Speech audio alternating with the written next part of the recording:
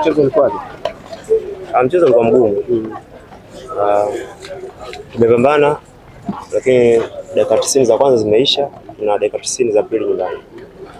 Kumekuwa na slogan nyingi ambazo umeenda nazo na zimefanikiwa kwa kiasi kikubwa. Slogan ya sasa hivi ni hii, mnabeba. Lakini mwanzo umekuwa mbaya kwenu. Mmepoteza mabao 2-0.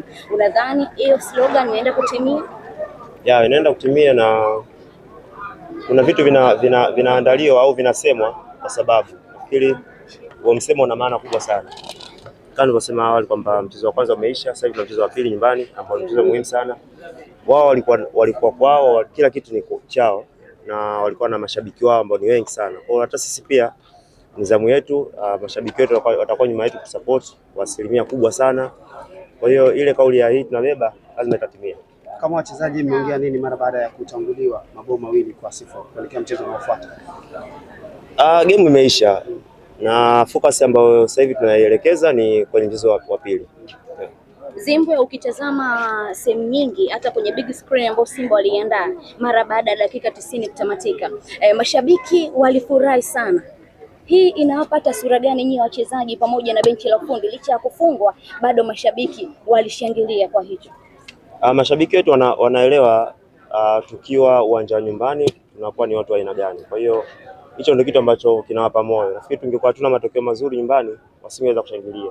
Hata si pia inatupa moyo kwa sababu tumekuwa kama tufanye vizuri nje mechi za maamuzi ambazo tunataka matokeo, nyumbani tunakuwa ni watu wengine kabisa. Kwa hiyo mimi naamini tunaenda kuwa na mchezo mzuri na mchezo tofauti na kuhakikisha kwamba tunalibakisha kombe nyumbani. Kuna swala zima la uwanja ambao linazungumzwa. Wapo ambao wanadai uwanja utapelekwa Zanzibar lakini wengine Dar es Salaam. Na kikubwa Mkapa unazungumzwa ni maeneo ya machinjio ya watu wengi. Vipi kama mechi haitachezwa kwa Mkapa? Mnaona mnaenda kutoa ile taji mkiwa visiwani Zanzibar? Kikubwa sisi tutaiendea mechi kufuata maelekezo ya walimu. Hilo swala la uwanja nafikiri viongozi wetu wanalipambania zaidi, lakini sisi kama wachezaji focus yetu itakuwa kwenye kuicheza finali yetu ya pili.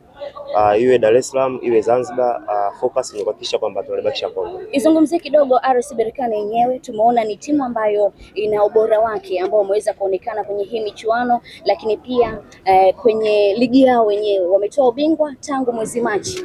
Zungumzia kidogo na kuelekea mchezo. Ni timu nzuri na ndio maana ipo finali, ni timu nzuri na ndio maana imechukua ubingwa kwao, ni timu nzuri na ndio maana ina mataji mawili nafikiri ya Africa Confederation. Kwa hiyo katika mchezo wa pili tutaingia kwa kuheshimu, kutambua ubora wao. Kwa hiyo kikubwa sisi kama wachezaji tutafuata yale maelekezo ya walimu wetu ambao watatuambia ili tuweze kushinda huo mchezo. Neno moja kwa mashabiki wa Simba.